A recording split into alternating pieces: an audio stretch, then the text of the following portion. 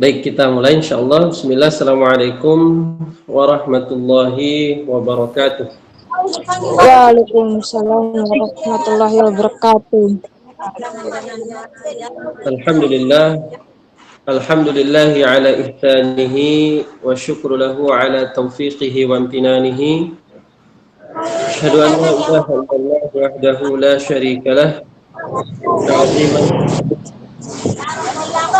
anna Muhammadan abduhu wa rasuluhu ad-da'i ila ridwanih. Alhamdulillah, segala puji hanya milik Allah Subhanahu wa taala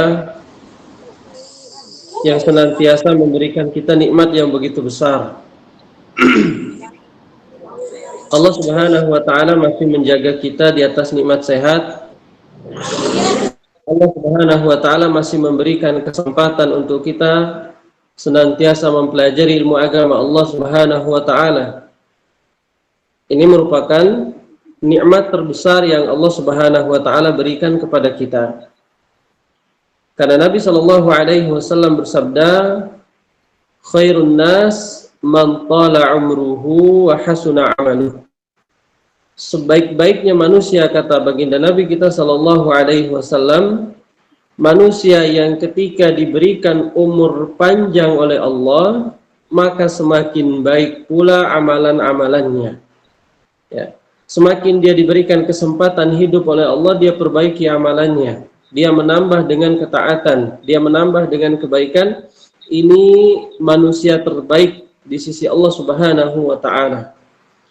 Berarti mafhul mukhalafah atau pemahaman kebalikan dari hadis ini, orang yang paling buruk di mata Allah Subhanahu wa taala adalah semakin dia diberikan umur panjang oleh Allah, semakin buruk juga amalannya. Ya, semakin buruk juga amalannya.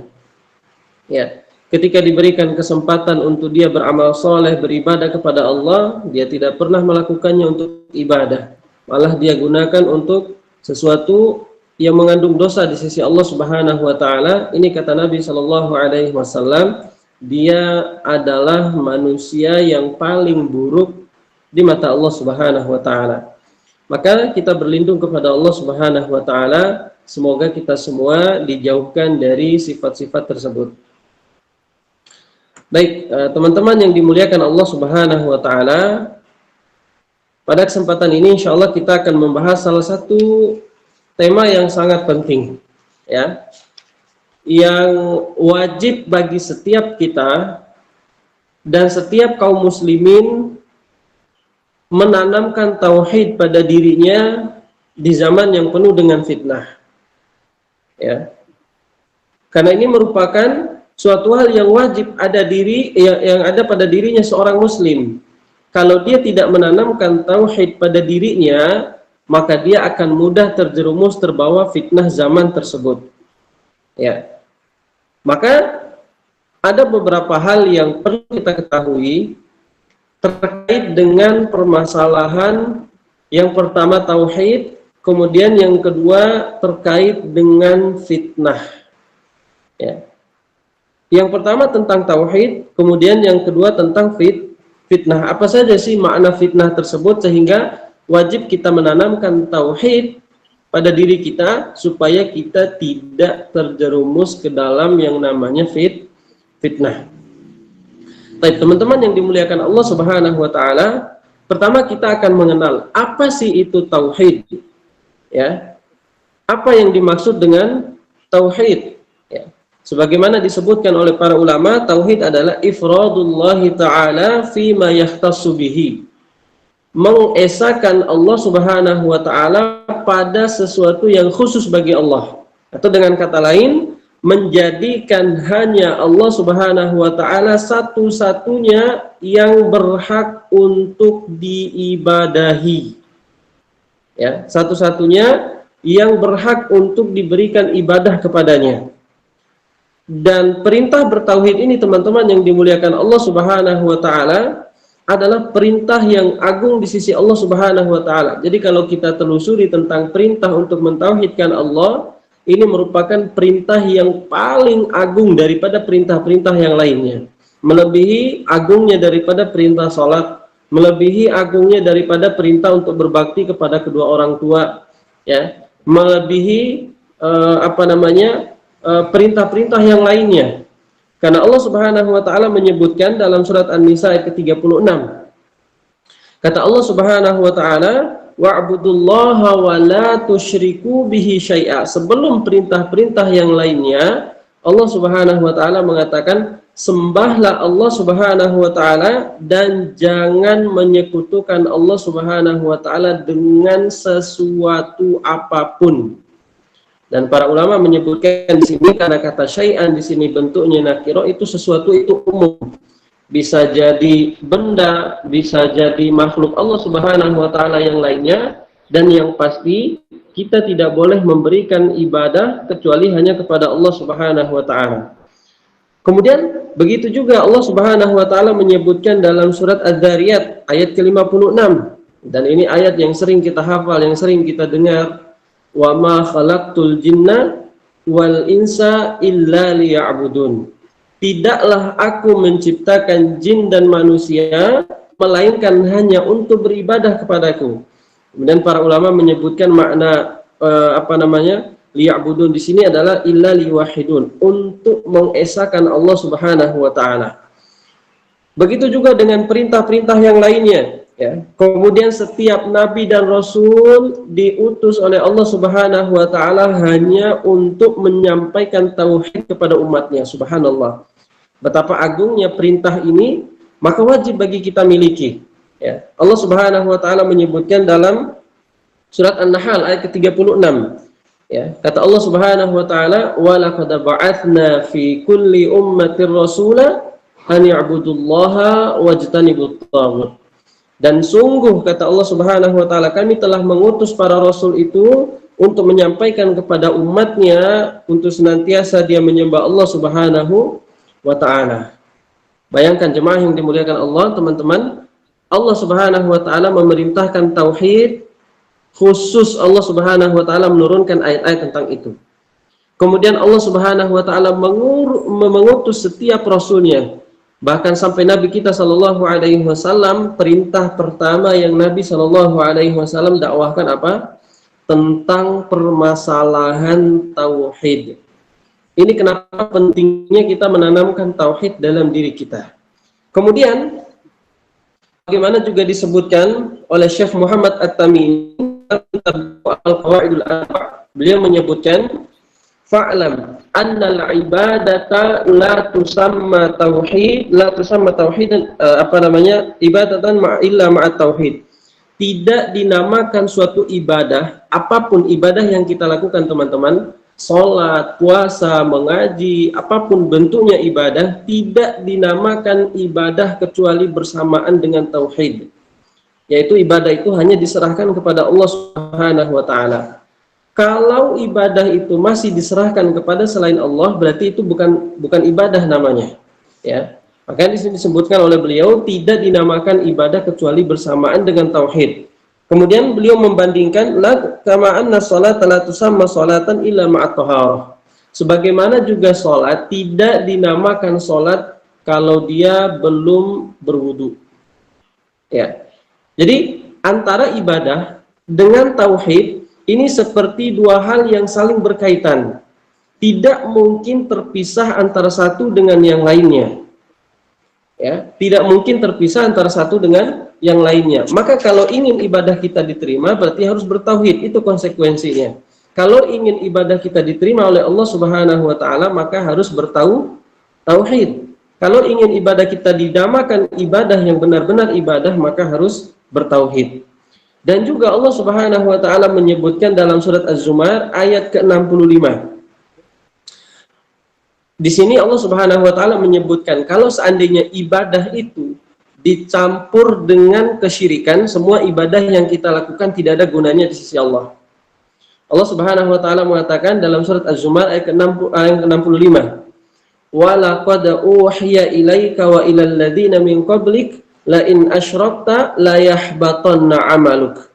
Ya, kata Allah Subhanahu wa taala, sungguh kami telah mewahyukan kepada engkau wahai Muhammad dan nabi-nabi sebelum engkau, ya, la in asyrakta, seandainya engkau melakukan kesyirikan, la yahbatanna amaluk, semua amalan yang engkau lakukan dihapus oleh Allah Subhanahu wa taala.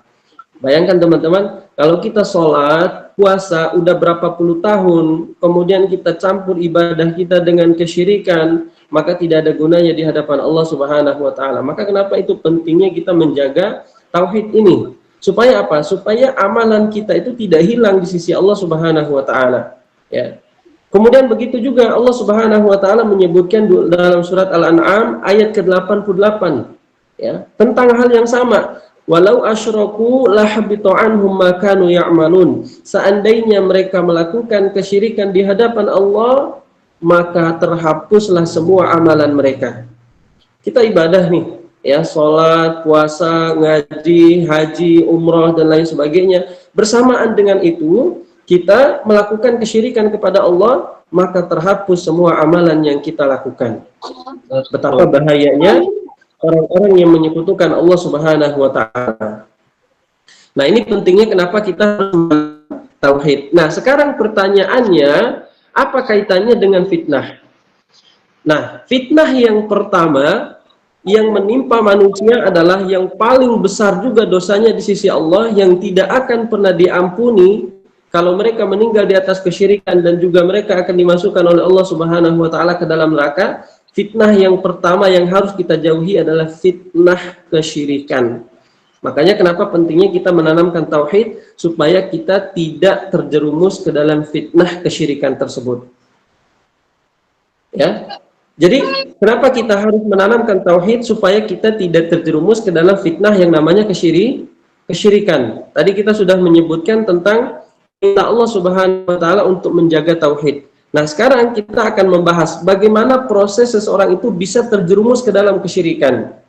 Apa makna daripada kesyirikan itu? Sebagaimana disebutkan oleh para ulama, taswiyatu ghairillah fima huwa min khasaisillah. Menyamakan selain Allah Subhanahu wa taala dengan Allah Subhanahu wa taala terhadap hal yang khusus bagi Allah. Perhatikan makna ini, menyamakan selain Allah, berarti selain Allah Subhanahu wa taala siapa di sini? Makhluknya, semua makhluk, malaikat, nabi, matahari, bintang, bulan dan lain sebagainya, dari semua makhluk Allah Subhanahu wa taala, ya. Maka ini termasuk daripada selain Allah. Maka makna daripada kesyirikan itu taswiyatu ghairillah fima huwa min khasaisillah, ya. Menyamakan selain Allah Subhanahu wa taala siapa tadi? Itu makhluknya. Berarti menyamakan makhluk Allah dengan Allah terhadap hal yang khusus bagi Allah. Nah, ini perlu dicatat, apa saja hal yang khusus bagi Allah Subhanahu wa taala, supaya kita bisa mengkondisikan, oh ini ternyata hal yang khusus bagi Allah. Tidak boleh seseorang menyamakan dengan makhluknya. Kekhususan Allah Subhanahu wa taala yang pertama, teman-teman yang dimuliakan Allah, adalah namanya tauhid rububiyah. Kekhususan Allah Subhanahu wa taala yang pertama adalah tauhid rububiyah. Apa itu tauhid rububiyah? Adalah mengesahkan Allah Subhanahu wa taala terhadap perbuatan Allah yang khusus bagi Allah Subhanahu wa taala. Mengesahkan Allah Subhanahu wa taala terhadap perbuatan yang khusus bagi Allah. Contohnya begini. Perbuatan yang khusus bagi Allah Subhanahu wa taala itu misalnya seperti Allah Subhanahu wa taala mengatur alam semesta. Kemudian yang lain, Allah Subhanahu wa taala memberikan rezeki kepada makhluknya. Kemudian yang lain, Allah Subhanahu wa taala menurunkan hujan. Kemudian yang lain, Allah Subhanahu wa taala menghidupkan tumbuh-tumbuhan dan lain sebagainya. Maka kalau ada seorang makhluk pun yang mengaku dirinya bisa melakukan hal-hal yang menjadi kekhususan Allah, maka dia telah melakukan kesyirikan. Jelas ya? Misalnya ada orang yang mengatakan begini, saya bisa menahan hujan, saya bisa menurunkan hujan, karena saya diberikan kemampuan khusus. Maka ini dia telah melakukan kesyirikan. Kita yang membenarkan, maka akan ikut dalam dosa tersebut. Sebagaimana kata Nabi SAW, man ataka hinan aw arrafan fasaddaqa bihi bima yakun la yaqbalullahu salatahu arba'ina yauma. Siapa yang mendatangi dukun, tukang ramal dan membenarkan ucapan mereka, Allah Subhanahu wa taala tidak menerima sholatnya selama 40 hari. Subhanallah.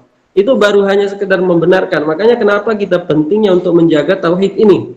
Ya. Misalnya orang yang mengatakan saya mampu kok menahan hujan, saya mampu menurunkan hujan dan lain sebagainya. Ini di luar batas kemampuan manusia, hanya Allah Subhanahu wa taala yang mampu. Maka wajib bagi seseorang, ya, seorang muslim untuk menanamkan tauhid yang pertama ini, yaitu kekhususan Allah yang pertama tentang masalah tauhid rububiyah. Karena ini adalah kekhususan Allah. Maka kalau dia menyamakan Allah Subhanahu wa taala dengan makhluk, maka dia telah melakukan kesyirikan tersebut. Atau contoh yang lain misalnya begini. Allah Subhanahu wa taala mengatakan dalam surat Al-Jin, ya, alimul ghaib, ya, fala yudhir. Allah mengatakan dalam surat Al-Jin, Allah Subhanahu wa taala mengetahui tentang perkara yang gaib. Fala yudhiru ala ghaibihi ahada. Allah Subhanahu wa taala tidak menampakkan hal yang gaib itu kepada salah seorang hamba pun. Illa man irtadha rasul, kecuali dari hamba Allah Subhanahu wa taala, yaitu para rasulnya. Nah, maka di sini bisa kita simpulkan yang mengetahui tentang perkara yang gaib itu adalah yang pertama Allah Subhanahu wa taala. Kemudian yang kedua adalah daripada para nabi dan rasul yang Allah Subhanahu wa taala berikan hal itu. Maka kalau ada seorang makhluk pun di atas muka bumi ini yang mengaku bisa mengetahui tentang perkara yang gaib, maka dipastikan dia itu adalah al-kadzdzab, orang yang pendusta. Kemudian kita membenarkan mereka, misalnya, oh iya dia bisa mengetahui tentang perkara yang gaib, maka kita telah terjerumus ke dalam kesyirikan tersebut. Yang tadi Nabi Shallallahu Alaihi Wasallam ancam, man ata kahinan aw arrafan fasaddaqa bihi bima yaqul la yaqbalullahu salatahu arba'ina yauma.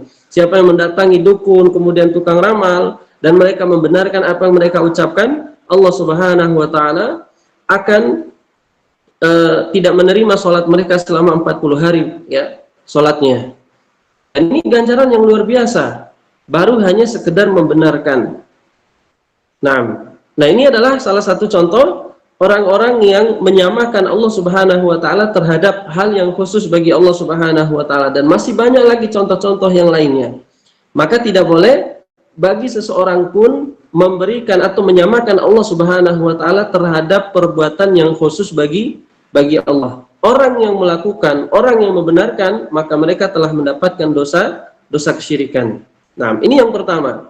Kemudian yang kedua, hal yang khusus bagi Allah Subhanahu wa taala adalah tentang masalah uluhiyahnya, yaitu atau disebut dengan tauhid uluhiyah. Apa itu?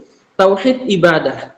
Ibadah yang dilakukan oleh seorang hamba wajib diserahkan kepada Allah Subhanahu wa taala. Wajib diserahkan hanya kepada Allah Subhanahu wa taala. Kalau ada makhluk yang dia memberikan ibadahnya kepada selain Allah. Apa itu ibadah? Ya, ibadah itu adalah sesuatu yang diperintahkan oleh Allah Subhanahu wa taala untuk dikerjakan oleh seorang hamba. Misalnya seperti sholat, membaca Al-Qur'an, mengaji, kemudian haji, umrah, puasa dan lain sebagainya, ini bentuknya ibadah.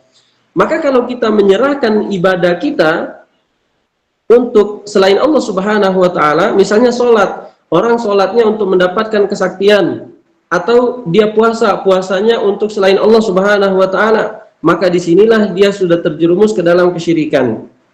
Ya.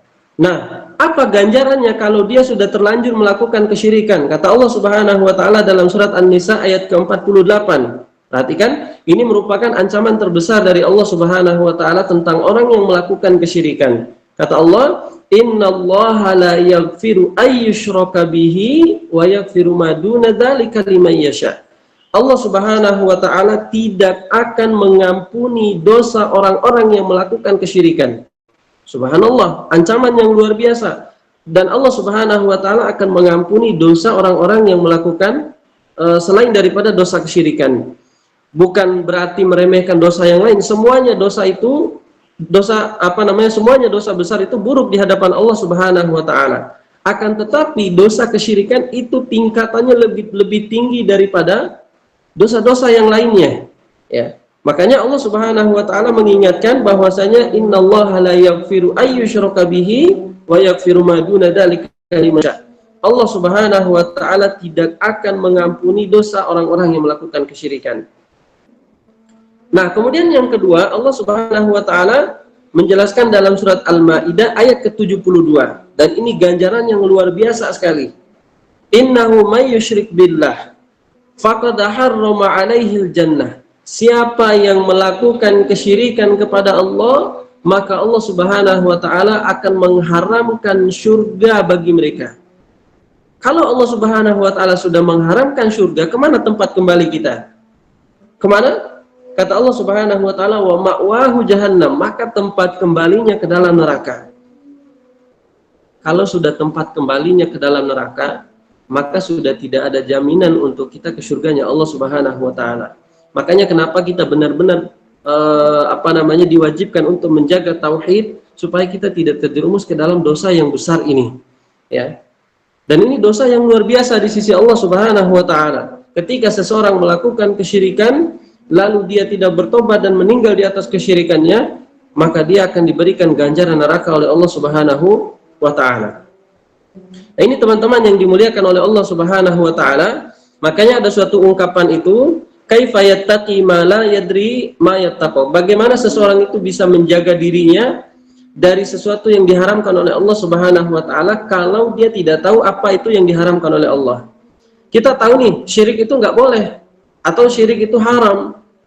Tetapi bersamaan dengan itu dia nggak tahu bentuk-bentuk kesyirikan itu kayak gimana sih, yang diharamkan itu nggak tahu dia. Maka disinilah pentingnya kita belajar. Dan pentingnya kita mengenali tentang tanda-tanda kesyirikan tersebut supaya kita tidak terjerumus ke dalam kesyirikan tersebut. Kemudian sahabat Nabi Shallallahu Alaihi Wasallam Hudzaifah bin Yaman mengatakan, ta'allamtu syarra la li syarri. Aku mempelajari tentang keburukan itu bukan untuk terjerumus ke dalam keburukan, tetapi mempelajarinya supaya tidak terjerumus ke dalam keburukan tersebut. Maka ini wajib bagi kita untuk mengenali tanda-tanda keburukan atau tanda-tanda kesyirikan tersebut. Nah, ini teman-teman yang dimuliakan Allah, fitnah yang pertama. Apa tadi? Fitnah yang pertama adalah kesyirikan. Dan wajib bagi kita untuk menjaga diri, memperkuat tauhid kita atau menguatkan tauhid kita supaya tidak terjerumus ke dalam fitnah yang pertama itu, yaitu kesyirikan. Karena dosanya tidak main-main. Kalau dia dari dosanya, maka dia meninggal dalam dosa tersebut, maka Allah Subhanahu wa taala akan menyediakan neraka baginya, ya. Sebagaimana yang tadi Allah Subhanahu wa taala sebutkan dalam surat Al-Maidah ayat ke-72. Kemudian teman-teman yang dimuliakan Allah Subhanahu wa taala, kita juga wajib menjaga tauhid. Kita juga wajib menjaga tauhid dari fitnah-fitnah yang lain. Fitnah yang kedua, teman-teman yang dimuliakan Allah Subhanahu wa taala, makna fitnah yang kedua itu adalah cobaan dan ujian dari Allah Subhanahu wa taala. Cobaan dan ujian dari Allah Subhanahu wa taala. Sebagaimana yang Allah Subhanahu wa taala sebutkan dalam surat Al-Ankabut ayat kedua. Kata Allah Subhanahu wa taala, ahasiban nasu ayyutraku ayyaqulu amanna wa hum la yuftanun. Kata Allah Subhanahu wa taala, apakah manusia mengira mereka akan dibiarkan mereka berkata saya beriman kepada Allah dan mereka tidak difitnah? Maksudnya tidak difitnah adalah tidak diuji oleh Allah Subhanahu wa taala. Jadi kalau kita mengatakan kepada Allah Subhanahu wa taala, ya Allah saya beriman. Ya Allah saya beriman kepada Allah Subhanahu wa taala. Maka mustahil bagi kita kalau kita sudah mengatakan kepada Allah Subhanahu wa taala saya beriman, tidak akan lepas dari ujian Allah Subhanahu wa taala. Maka ada dua hal yang pasti akan dirasakan oleh kita sebagai manusia yang hidup di atas muka bumi ini. Yang pertama, yang namanya kematian. Ini adalah sesuatu hal yang pasti akan dirasakan oleh manusia siapapun. Kullu nafsin dha'iqatul maut. Setiap yang bernyawa dia pasti akan merasakan yang namanya kematian. Kemudian yang kedua, Allah Subhanahu wa taala akan memberikan sesuatu hal yang pasti berupa ujian dan cobaan yang Allah Subhanahu wa taala berikan. Setiap kita pasti akan diuji oleh Allah. Itu kaidahnya. Maka mustahil bagi kita untuk bisa keluar daripada ujian tersebut. Karena nanti akan ada solusi bagaimana cara kita untuk lepas daripada ujian Allah Subhanahu wa taala. Maka Allah Subhanahu wa taala kuatkan tentang permasalahan cobaan dan ujian ini dalam surat Al-Baqarah. Kata Allah Subhanahu wa taala, "Walanabluwannakum bisyai'in minal khaufi wal ju'." Apa kata Allah? Sungguh kami akan menguji kalian. Berarti benar-benar akan Allah Subhanahu wa taala uji. Cuman masalahnya di sini Allah Subhanahu wa taala menjelaskan tentang ujian yang berbeda-beda. Kata Allah, "Walanabluwannakum bisyai'in minal khaufi wal ju'." Sungguh kami akan menguji kalian dengan kelaparan, kata Allah. Wa naqsim minal amwal, dengan kekurangan harta, wal anfus, dengan kematian, ya.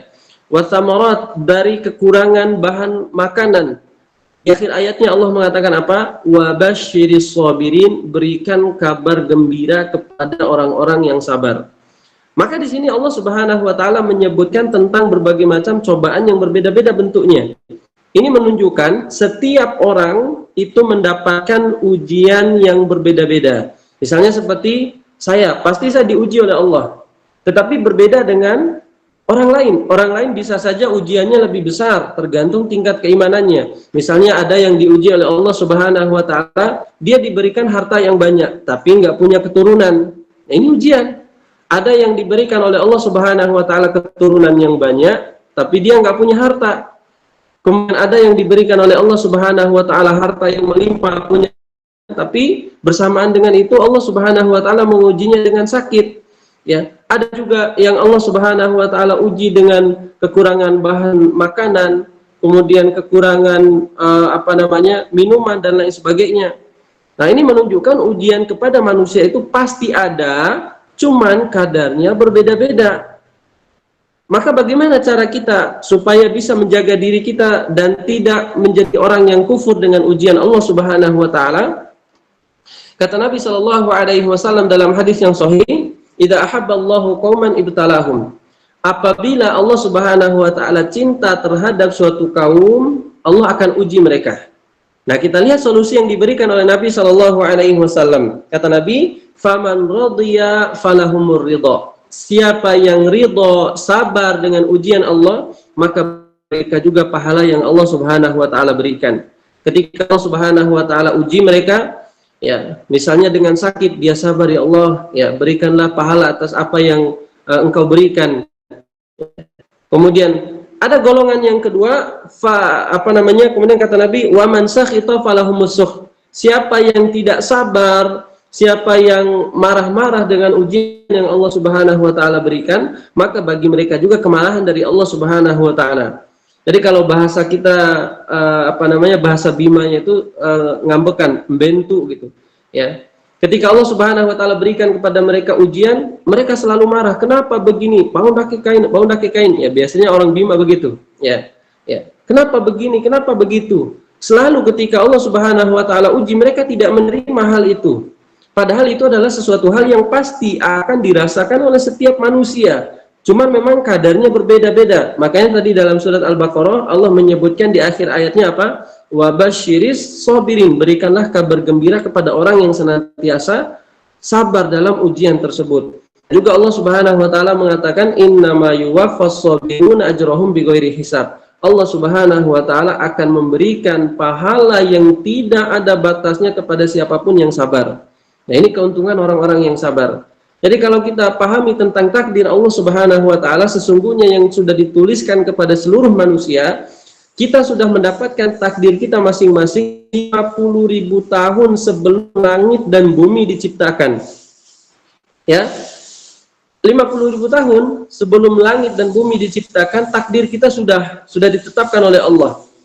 Mana rezeki kita, mana bagian hidup kita, kematian kita, kemudian segala sesuatu yang berurusan dengan takdir itu sudah dicatat oleh Allah Subhanahu wa taala 50.000 tahun sebelum langit dan bumi diciptakan. Ya. Jadi tidak ada celah bagi kita untuk marah dengan takdir Allah Subhanahu wa taala. Mungkin ada yang diuji dengan keluarganya meninggal. Mungkin ada yang diuji oleh Allah Subhanahu wa taala dengan keluarganya sakit. Maka bagi dia harus bersabar dan meminta kepada Allah Subhanahu wa taala pahala dari atas apa yang diuji oleh Allah Subhanahu wa taala tersebut. Maka ingat hadis Nabi sallallahu alaihi wasallam tadi, faman radiya falahumur ridha. Siapa yang ridha dan sabar dengan ketetapan Allah, maka bagi mereka pahala yang besar.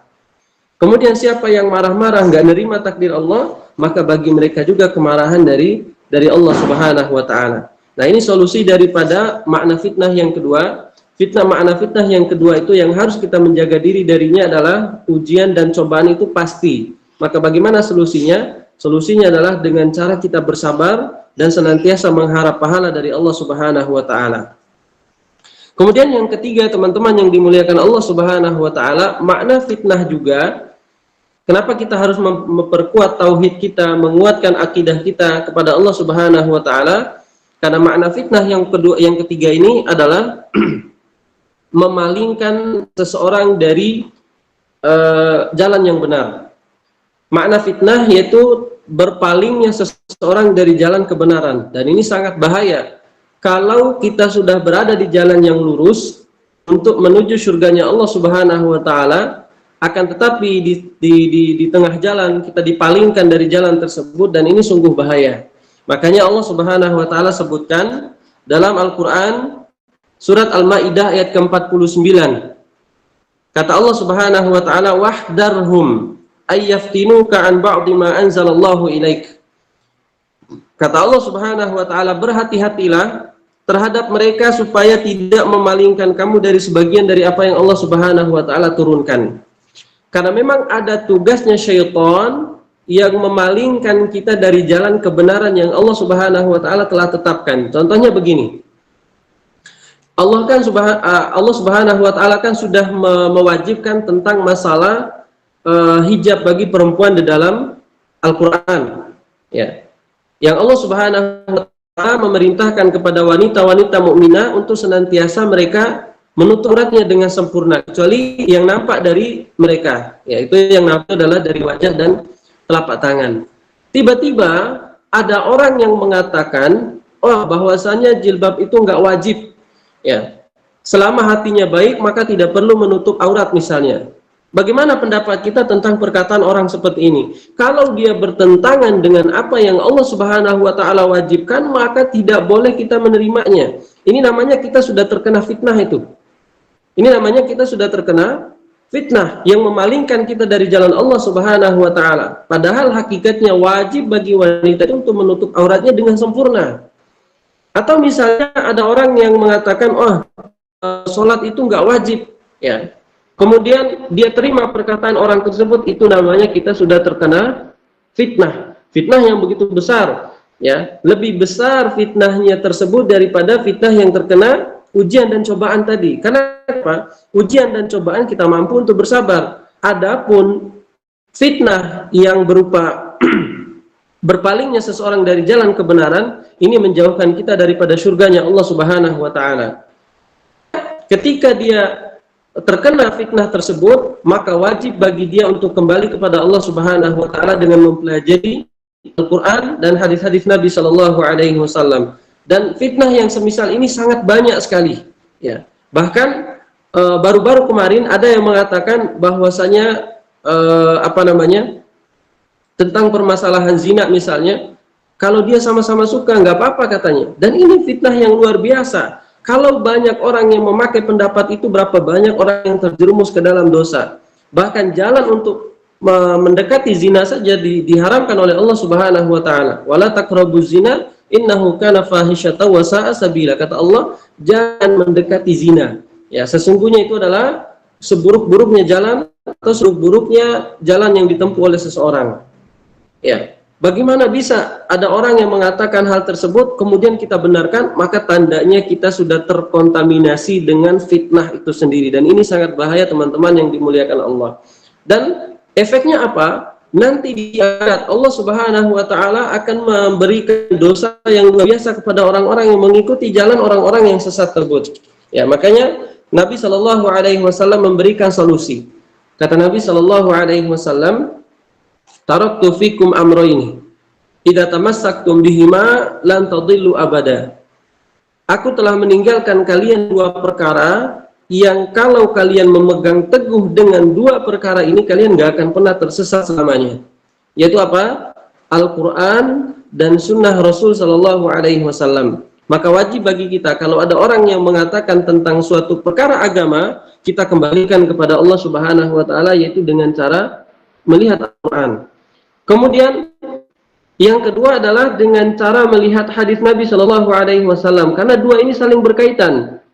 Karena ada orang yang mengatakan begini, kan Al-Quran nggak ada contohnya sholat subuh 2 rakaat, sholat maghrib 3 rakaat, sholat isya 4 rakaat, nggak ada dalam Al-Quran.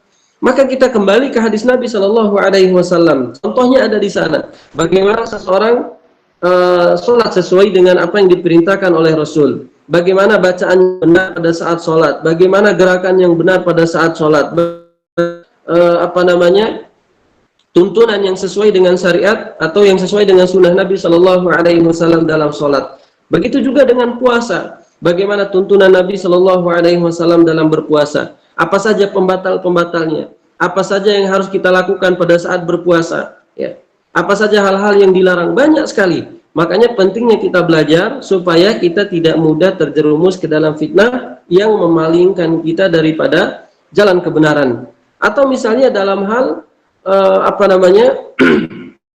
ibadah-ibadah yang lain, zakat misalnya. Bolehkah kita mengeluarkan zakat kalau sudah sampai nisabnya? Kemudian bagaimana takaran zakat, berapa nisabnya? Banyak hal yang harus dipelajari. Makanya pentingnya kita belajar supaya kita senantiasa dimudahkan oleh Allah Subhanahu wa taala untuk menempuh jalan yang menuju surga. Makanya kata Nabi Shallallahu alaihi wasallam, "Man salaka tariqan yaltamisu fihi ilman, sahalallahu lahu bihi tariqan ilal jannah." Siapa yang menempuh jalan untuk menuntut ilmu agama Allah, maka Allah Subhanahu wa taala akan mudahkan jalan mereka menuju surganya Allah Subhanahu wa taala. Nah, ini teman-teman yang dimuliakan Allah Subhanahu wa taala, ada 3 tadi makna atau makna dari fitnah yang kita sebutkan. Fitnah yang paling besar kedudukannya adalah fitnah kesyirikan. Ini wajib bagi kita menanamkan tauhid di dalamnya supaya kita tidak terjerumus ke dalam kesyirikan. Dan bahkan ancaman Allah Subhanahu wa taala tadi, innahu may yusyrik billah faqad harrama alaihil jannah. Siapa yang meninggal atau dia melakukan kesyirikan, ya, kemudian dia meninggal dalam keadaan kesyirikan tersebut, maka Allah Subhanahu wa taala haramkan surga baginya. Subhanallah. Maka wajib bagi kita untuk senantiasa menjaga tauhid supaya kita kembali ke hadapan Allah Subhanahu wa taala dalam bentuk membawa amalan-amalan yang diridhoi oleh Allah Subhanahu wa taala. Maka syarat sah diterimanya amal itu ada 2. Ini wajib kita penuhi kalau ingin amalan kita diterima. Yang pertama ikhlas, yaitu tidak memberikan ibadah kepada selain Allah. Kemudian yang kedua, senantiasa mengikuti apapun yang dicontohkan, yang diperintahkan oleh Rasul sallallahu alaihi wasallam. Baik teman-teman yang dimuliakan Allah, mungkin ini yang bisa kita sampaikan pada kesempatan ini. Semoga yang sedikit ini bermanfaat untuk kita. Insyaallah kita akan buka sesi tanya jawab insyaallah. Barakallahu fikum.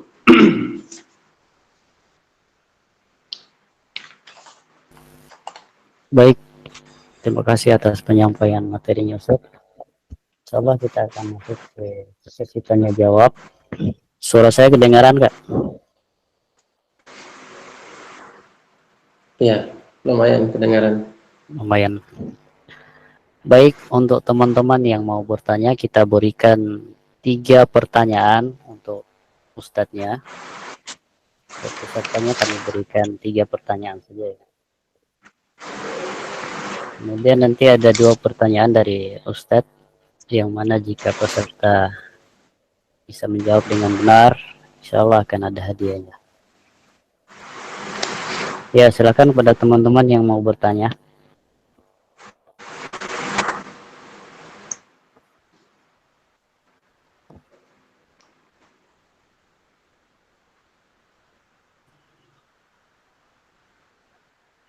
Assalamualaikum warahmatullahi wabarakatuh. Waalaikumsalam warahmatullahi wabarakatuh. Sebelumnya perkenalkan, nama saya ini asal Flores, alumni Darul Hikmah 2021. Pertanyaan, bagaimana cara kita mengamalkan tauhid kepada orang-orang awam Sedangkan orang-orang awam ini masih mempercayai ajaran-ajaran nenek moyang. Mungkin seperti itu, Ustaz. Kurang dan lebihnya, mohon maaf.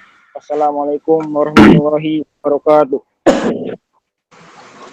Waalaikumsalam warahmatullahi wabarakatuh. Baik, Masya Allah, pertanyaan yang sangat bagus. Langsung dijawab Ustaz.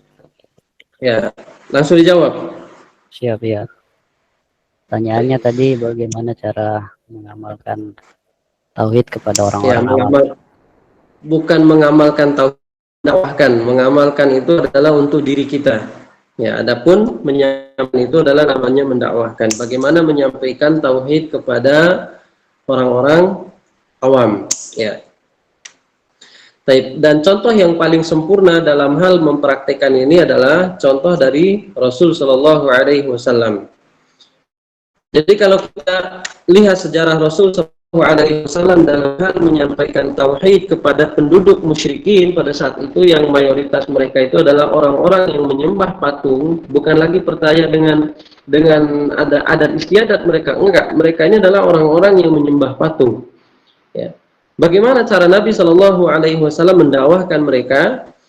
Nabi Shallallahu Alaihi Wasallam mulai dari kerabat terdekat, ya, orang-orang yang terdekat.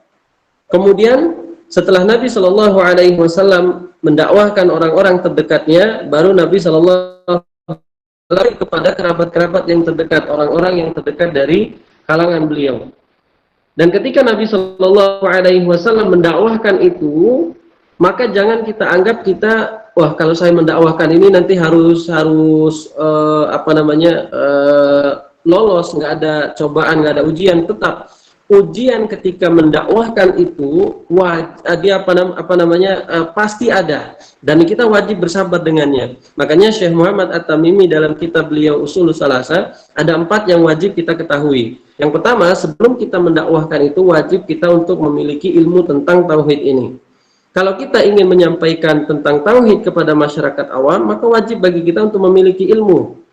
Ini yang paling dasar yang harus kita miliki. Bagaimana cara kita ingin menyampaikan sedang kita tidak memiliki ilmu dengannya? Maka yang pertama, kita membekali diri kita dengan ilmu. Kemudian kata Syekh Muhammad Al-Amin, kedua, al-amalu bihi. Kita mengamalkan dulu ilmu yang kita pelajari tersebut.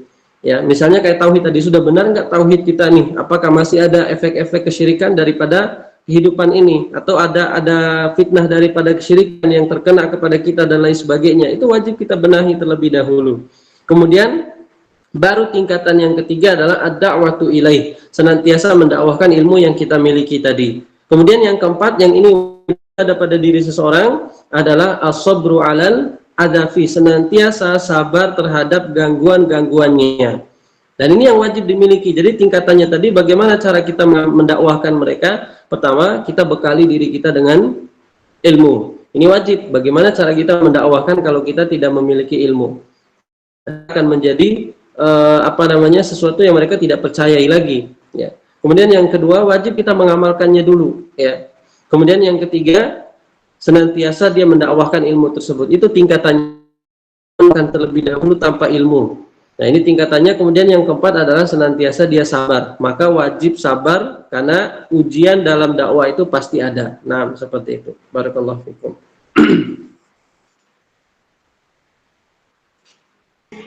Masya Allah. Doni tadi sudah dijawab ya, ada tingkatan Terima tadi. kasih atas Ustadz atas jawabannya. Siap. Kemudian selanjutnya ada Asma kayaknya tadi. Tangan. Asma, silakan ditanyakan. Maaf Ustadz, izin bertanya. Bagaimana Ustadz, misalnya kita ingin ngejalanin suatu perbuatan, namun ada banyak niat gitu Ustadz. Contohnya seseorang yang ketika selesai sholat, lalu dia ini zikir Ustadz. Namun zikirnya itu seolah tidak entah khusyuk apa enggak, dengan niatnya itu agar orang di sampingnya atau di belakangnya bisa mengikuti bagaimana cara berzikirnya Ustaz. Jikalau boleh kita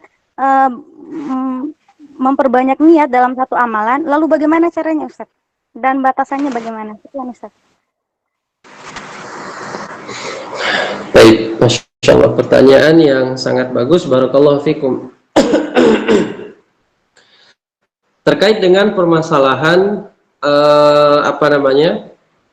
banyaknya niat terhadap suatu amalan. Jadi dikhawatirkan ini juga menjadi was-wasnya syaitan dalam suatu amalan. Belum selesai amalan yang satu, ya, yang harusnya kita khusyuk dengan suatu amalan, terkadang muncul lagi niatan yang lain yang membuat amalan yang pertama itu tidak khusyuk. Ya. Maka sebaiknya bagi kita adalah senantiasa fokuskan terhadap satu amalan terlebih dahulu. Ya.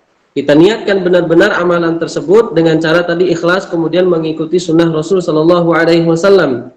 Ya, karena ini diantara syarat sah terimanya ibadah kita adalah senantiasa ikhlas dan mutaba'atur Rasul, senantiasa mengikuti sunnah dan contoh dari Rasul Shallallahu Alaihi Wasallam. Maka dalam hal mengamalkan sesuatu, maka dia harus fokus. Kalau dia ibadah, maka jangan dicampurkan dengan niat yang lainnya.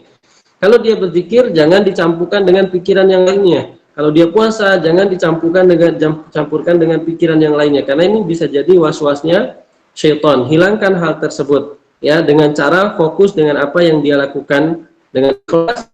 Lagi tadi dengan niat ingin diikuti oleh orang lain misalnya, maka atau dilihat oleh orang lain, maka ini termasuk daripada syirik yang tersembunyi, atau disebut dengan riya. Cuman ada memang permasalahan dari para ulama terkait dengan suatu amalan yang ingin kita contohkan kepada orang lain, misalnya seperti berzikir, kemudian dia angkat suaranya supaya orang lain bisa mengikuti. Hal itu tidak masalah untuk dilakukan kalau dia ingin mencontohkan hal tersebut kepada orang lain. Namun kalau sebaliknya dia itu supaya diikuti oleh orang banyak dan harus dipimpin oleh dia, ini yang tidak diperbolehkan oleh para ulama karena tidak dicontohkan oleh Rasul Shallallahu Alaihi Wasallam. Nah, ini dua hal yang berbeda. Kemudian yang tadi adalah terkait dengan permasalahan, boleh nggak kita meniatkan banyak niat dalam suatu amalan? Maka pembahasan ini terkait dengan pembahasan tentang masalah amalan-amalan mana saja yang boleh kita gabungkan niat. Ya, karena nanti akan ada misalnya sunnah muqayyad, sunnah mutlak, mana saja yang termasuk daripada sunnah muqayyad, mana saja yang termasuk dari sunnah mutlak. Sehingga kalau kita sudah mengetahui tentang sunnah-sunnah tersebut, gampang bagi kita untuk menggabungkan niat dalam amalan-amalan yang dibolehkan. Dan ini pembahasannya panjang. Mudah-mudahan nanti bisa kita khususkan waktunya tentang permasalahan itu. Masya Allah, ada dua permasalahan dari satu pertanyaan Asma. Tidak boleh menggabungkan niat. Oke, kemudian ada satu lagi sisa pertanyaan dari peserta. Silakan, ada yang mau bertanya lagi?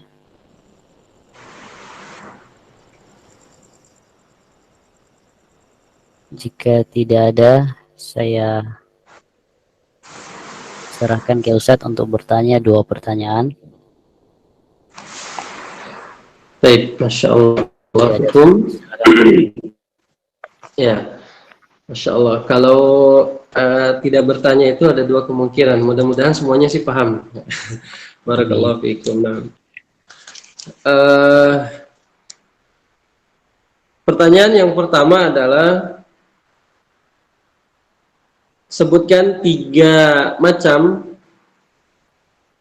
fitnah yang harus kita jaga supaya kita tidak terjerumus dalamnya. Ya, sebutkan 3 makna fitnah yang harus kita jaga supaya kita tidak terjerumus ke dalamnya. Ya, kemudian pertanyaan yang kedua. Satu dulu. Yo, tadi disampaikan ada 3 macam fitnah. Yang bisa jawab.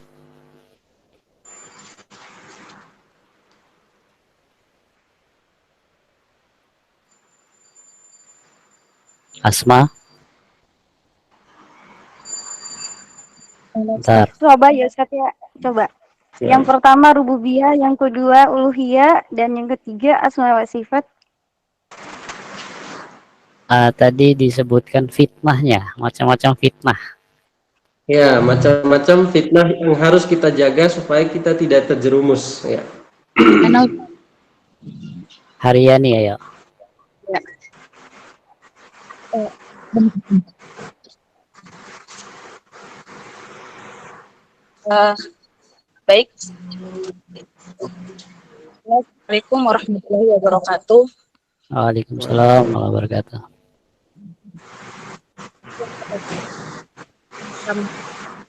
Terus kita aja. Oh, enggak sih. Suara. Mohon maaf, di sini. Suaranya kok nggak kedengaran di saya? Ya, bentar Ustaz. Sisi dulu soalnya, Bu. Pertanyaan dari Ustaz tadi, 3 macam makna fitnah yang harus kita jaga supaya kita tidak terjerumus. Seperti itu Iya. pertanyaan Ustaz. Iya, betul. Itu sebagai godaan. Nah, menjaga diri dari godaan dan cobaan yang dapat menggoyahkan keyakinan dan perilaku kita. Nah, yang kedua itu makna fitnah sebagai pencemar nama baik dan reputasi agar tidak tercemar oleh fitnah atau tuduhan yang tidak benar, Ustaz. Nah, yang ketiga itu makna fitnah sebagai perselisihan atau konflik. Hindari terjebak dalam perselisihan atau konflik yang dapat merugikan hubungan sosial dan penyebaran kepercayaan individu kelompok, Ustaz. Baik. Jawabannya mendekati kebenaran. Ya, Masya Allah, boleh hadiahnya buat beliau. Boleh. Oke, Haryani ya. Ya. Pertanyaan pertama. Maka di sini kita sebutkan terlebih dahulu makna fitnah yang pertama yang harus kita jaga dan supaya kita tidak terjerumus ke dalamnya adalah fitnah kesyirikan. Ini yang paling besar dosanya. Maka kita wajib menjaga diri kita dengan tauhid, karena kalau seandainya kita melakukan kesyirikan, semua amalan kita terhapus. Kemudian makna fitnah yang kedua adalah ujian dan cobaan dari Allah Subhanahu wa taala. Ini bentuknya fitnah. Maka ketika ujian dan cobaan itu datang, itu sebagai fitnah. Maka bagaimana solusinya? Solusi yang diberikan Nabi tadi adalah yang pertama, sabar, kemudian mengharap pahala dari Allah Subhanahu wa taala. Kalau dia sabar, dia mendapatkan pahala. Kalau dia tidak ridha dengan takdir Allah, maka dia akan mendapatkan juga kemarahan Allah Subhanahu wa taala. Faman radiya falahumur ridha wa man sakhita falahumus sukh. Ya, itu yang kedua, yaitu maknanya ujian dan cobaan. Kemudian yang ketiga adalah makna fitnah itu dipalingkannya seseorang dari jalan kebenaran. Kalau kita sudah terjerumus atau sudah terkena daripada pemahaman yang salah, maka kita hakikatnya sudah terkena daripada fitnah tersebut. Atau misalnya pemahaman yang tidak sesuai dengan Al-Quran dan Sunnah, maka itu hakikatnya fitnah yang memalingkan seseorang dari jalan Allah Subhanahu wa taala. Maka bagaimana solusi dari fitnah ini? Solusinya adalah senantiasa kembali dalam Al-Qur'an dan sunnah Rasul sallallahu alaihi wasallam. Nah, barakallahu fikum. Tanya terakhir.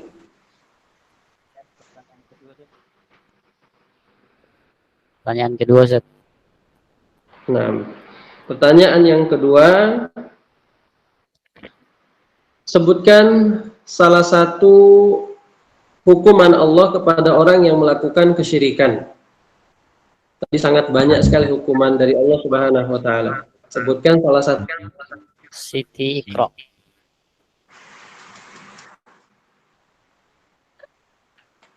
Assalamualaikum. Waalaikumsalam.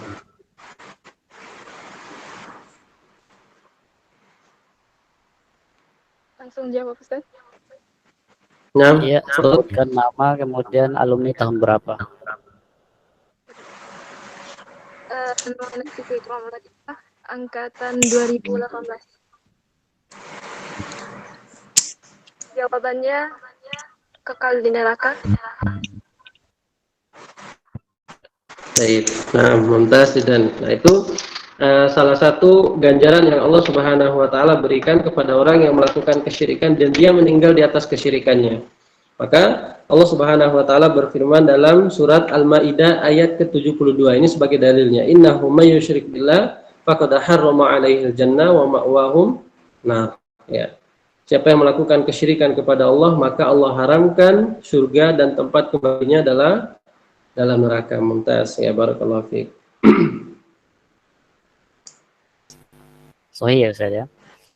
Nah, Oke, selamat kepada Siti Iqra ya. Dapat hadiah.